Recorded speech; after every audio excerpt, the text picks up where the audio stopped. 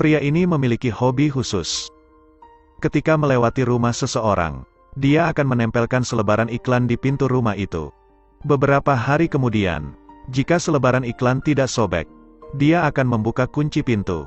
Tapi tujuannya bukan untuk mencuri, melainkan menumpang hidup di rumah ini.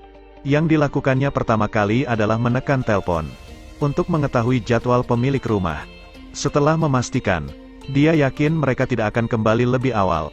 Lalu yakinlah untuk tinggal, menggosok gigi, mandi dan memakai pakaian pemilik rumah.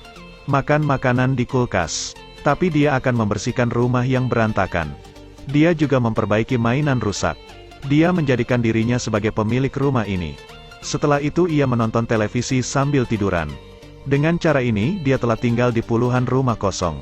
Ketika di rumah seseorang, dia akan mengambil foto bersama keluarga pemilik rumah. Setiap sebelum pemiliknya pulang, dia selalu bisa menghilang tanpa jejak. Dan pemiliknya tidak menyadari bahwa pernah ada yang tinggal di rumahnya. Sepertinya perjalanan keluarga ini tidak terlalu menyenangkan. Mereka berdebat sejak masuk rumah. Anak yang lucu menunjukkan bahwa pistol mainannya telah diperbaiki. Saat ini Taitah mengendarai sepeda motor dan pergi. Dia adalah orang yang suka bertindak sesukanya. Tidak punya tempat tinggal. Berkeliaran di mana-mana. Kali ini dia datang ke sebuah villa. Dengan senang mengamati rumah besar. Lalu memeriksa setiap sudut rumah. Tanpa disadari di sudut, ada seorang gadis meringkuk bersembunyi. Wajahnya penuh memar. Melihat seorang pencuri masuk ke rumah. Dia tidak punya rasa takut. Hanya berdiri di sudut gelap dan mengamati tindakan Taitah. Saat ini telepon tiba-tiba berdering. Tetapi Taitah tidak memperhatikan. Dia melanjutkan pekerjaannya. Memasak, mencuci pakaian, membersihkan rumah, lalu membawa pakaian ke tempat jemur. Tidak lupa menyiram pot tanaman. Tanpa sadar bahwa gadis itu menatapnya di dalam rumah. Setelah melakukan semua pekerjaan rumah, Taitah bermain golf di lapangan. Dia sepertinya sangat tertarik olahraga orang kaya ini. Setelah lelah berolahraga, dia mandi, tak lupa menimbang berat badannya. Sebelum tidur Taitah juga membuat kerajinan tradisional. Menikmati hidup sebagai orang kaya. Sekarang gadis itu membuka pintu kamar dan berdiri di depannya. Mereka saling memandang. Sekarang telepon berdering lagi. Gadis itu dengan gemetar menjawab telepon. Taitah juga tidak mengatakan sepatah kata pun. Dia segera mengenakan pakaiannya dan ingin pergi dari sini. Saat ini gadis itu terdiam. Dengan mata memelas dan wajah penuh memar. Ini membuat Taitah mengerti. Gadis di depannya tersiksa. Tapi pada akhirnya Taitah tetap memilih pergi. Tapi tidak lama setelah dia pergi, ia selalu ingat gadis itu. Setelah berpikir kembali, Taitah memutuskan untuk kembali ke rumah besar itu. Gadis itu meringkuk menangis di kamar mandi. Taitah tidak membuat keributan. Dia pergi ke kamar tamu dan memutar cakram musik. Setelah mandi, gadis itu melihat pemandangan ini. Dia merasakan kehangatan yang tak terlukiskan. Di waktu yang sama pria yang memiliki rumah juga kembali. Dia langsung melakukan kekerasan terhadap gadis itu. Setelah memukul, dia meminta maaf. Sepertinya pria ini mempunyai dua kepribadian. Melihat ini Taitah marah sampai menggertakkan gigi. Taitah yang bermain golf telah menarik perhatiannya. Setelah pria itu keluar, dia langsung memukulkan bola ke arah bagian bawah tubuhnya. Dia terus memukulkan bola ke arahnya, membuatnya jatuh ke tanah dengan kesakitan. Kemudian Taitah pergi dengan mengendarai sepeda motornya. Suara mesin menderu. Akhirnya gadis itu juga ikut bersamanya.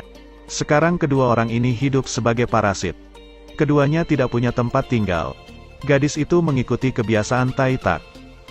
Mereka pergi dari rumah ke rumah untuk menempelkan brosur kecil di pintu. Jika setelah beberapa hari brosur tidak robek, dia akan memasuki rumah untuk menjadi parasit. Mereka tidak mencuri, hanya mencari tempat agar bisa makan dan tidur. Makan makanan mereka, menggunakan barang-barang mereka. Gadis itu membersihkan rumah. Taitah menanak nasi. Mereka tanpa lelah bekerja sama. Tanpa mengucapkan sepatah kata, mereka hidup bersama secara harmonis. Berfoto bersama keluarga pemilik rumah. Hari ini seperti biasa, mereka memasuki rumah dari keluarga biasa. Di dinding tergantung foto besar, menunjukkan profesi pemilik rumah ini. Mereka tidak terlalu memperhatikan makan dan minum yang cukup, lalu pergi tidur. Tak disangka pada tengah malam pemilik kembali ke rumah. Saat menemukan ada orang asing di tempat tidurnya, mereka keheranan. Pria itu mengenakan sarung tangan dan masuk ke kamar tidur, lalu memukuli Taitah yang masih tidur nyenyak. Istrinya takut dia sampai membunuhnya, lalu menghentikan suaminya, karena tidak melihat kerugian di rumah. Mereka melepaskan keduanya. Sekarang mereka hanya bisa bermalam di sisi jalan. Taitah sempat-sempatnya bermain golf. Karena terlalu keras memukul bola, bola menabrak mobil di jalan. Keduanya bergegas mendekat untuk memeriksa. Ternyata kaca depan rusak dan membuat lubang besar. Wanita di dalamnya juga terluka karenanya. Taitah ketakutan. Dia jongkok di pinggir jalan. Tin Hoa memeluknya untuk menenangkan Taitah. Tapi mereka masih belum menyerah. Melanjutkan hidupnya yang parasit. Hari ini mereka pergi ke rumah lansia. Taitah membuka pintu dan terkejut. Saat ingin berbalik, tapi Tin Hoa ingin melihat ke dalam. Ternyata orang tua ini telah mati. Mereka berdua menatap lelaki tua itu, lalu melakukan sesuatu untuknya. Taitah menemukan nomor kontak dari putra lelaki tua itu di dinding. Tapi tidak ada yang menjawab teleponnya. Tidak ada jalan lain. Mereka harus merawat orang tua itu. Membungkus orang tua itu lalu menguburnya. Terakhir keduanya membersihkan rumah. Sejak saat itu mereka lebih stabil. Tak lama putra dan menantu orang tua itu kembali berkunjung. Saat tak melihat ayahnya, dan hanya ada pasangan aneh. Mereka sangat ketakutan, bergegas menutup pintu dan menelpon polisi. Polisi membawa mereka berdua ke kantor untuk diinterogasi. Mereka melihat banyak foto di kamera Taitah. Tindakan pembobolan kunci rumah ini sudah berapa tahun tidak ada yang melapor. Tidak lama kemudian polisi menemukan tubuh lelaki tua itu. Kemudian mereka menentukan bahwa orang tua itu meninggal karena kanker paru-paru. Jadi tidak bisa menyalahkan bahwa mereka telah membunuhnya. Tapi penculikan tidak dapat disangkal. Polisi mengenali Tin Hoa. Namanya ada dalam pemberitahuan orang hilang. Polisi segera memberitahukan hal ini kepada pria itu. Pu Hao berkolusi dengan polisi, memberinya sejumlah besar uang, untuk menuduh bahwa Taitah telah melakukan penculikan. Sebelum memasuki penjara, Pu Hao membawanya ke suatu tempat. Dia ingin menggunakan golf untuk membalaskan dendamnya. Hari itu Taitah bekerja dengannya. Polisi di dalam mobil melihat tindakan Pu Hao. Ketika melihat Pu Hao, dia cukup marah, lalu segera menangkap Taitah untuk kembali ke penjara. Saat di penjara, Taitah tidak melupakan dendamnya. Dia memainkan shuttlecock, itu bahkan tidak menimbulkan suara. Teman satu sel mengejeknya. Taitah marah dan berkelahi dengan mereka. Karena perilaku berbahaya mereka, Taitah dikurung. Tapi ini juga memberinya kesempatan yang baik. Ukuran kamar tidak lebih dari 10 meter persegi. Tahanan menghilang lagi.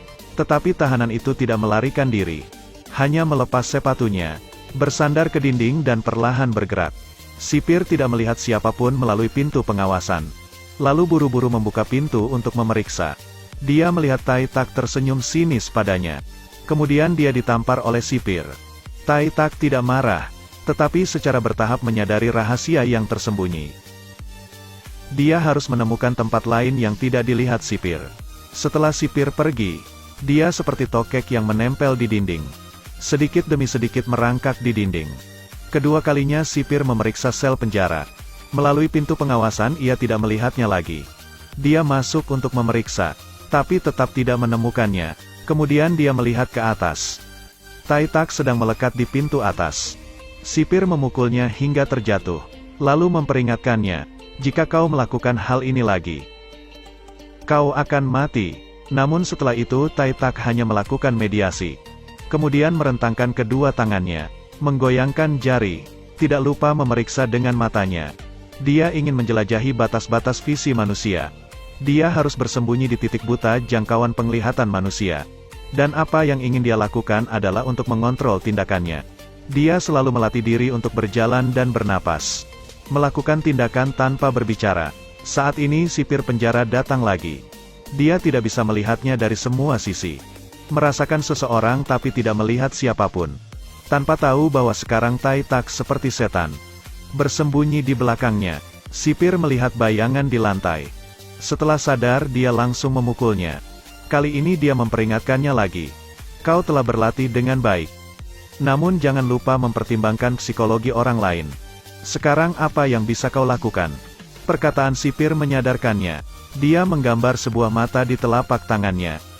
Menggunakan itu sebagai antisipasi tindakannya ketika tidak terlihat. Setelah begitu banyak berlatih, dia menunggu sipir. Kemampuan gaibnya secara bertahap berkembang. Bahkan mulai bereaksi terhadap pukulan sipir. Sipir penjara diserang terus-menerus, tapi Taitah tidak menggunakan kemampuan ini untuk melarikan diri dari penjara. Dia tinggal di sana sampai dibebaskan dari penjara.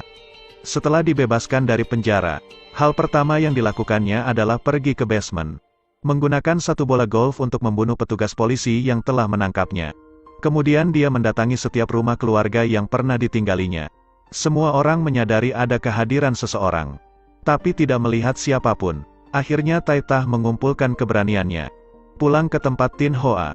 Pu Hao juga merasakan kehadiran seseorang di dalam rumah, tetapi tidak dapat menemukan siapapun. Di malam hari Tin Hoa tidak tidur. Dia pergi bercermin. Akhirnya Tin Hoa melihat pria yang selalu ia rindukan. Di wajah murung Tin Hoa muncul kembali senyuman. Tiba-tiba Pu Hao merasa ada yang salah. Dia pergi keluar, namun hanya melihat Tin Hoa. Wajah murungnya juga telah berubah. Tin Hoa mengatakan bahwa dia mencintainya. Pu Hao memeluk Tin Hoa, tapi ia tidak bisa melihat Tin Hoa mengangkat tangannya ke belakang. Sejak saat itu apakah Tin Hoa baik-baik saja? Besoknya dia menyiapkan sarapan untuk Pu Hao. Hanya saja dia tidak tahu bahwa sekarang di rumah ini ditinggali oleh 3 orang. Ketika Pu Hao meninggalkan rumah, dalam kegelapan Tai Tak muncul. Ini adalah waktu untuk keduanya. Mereka berdiri di tempat penimbangan. Beratnya tidak berubah. Bagaimana pendapat penonton tentang akhir film ini? Cerita pun berakhir. Terus ikuti Edelweiss Review untuk mendapatkan update cuplikan film terbaru.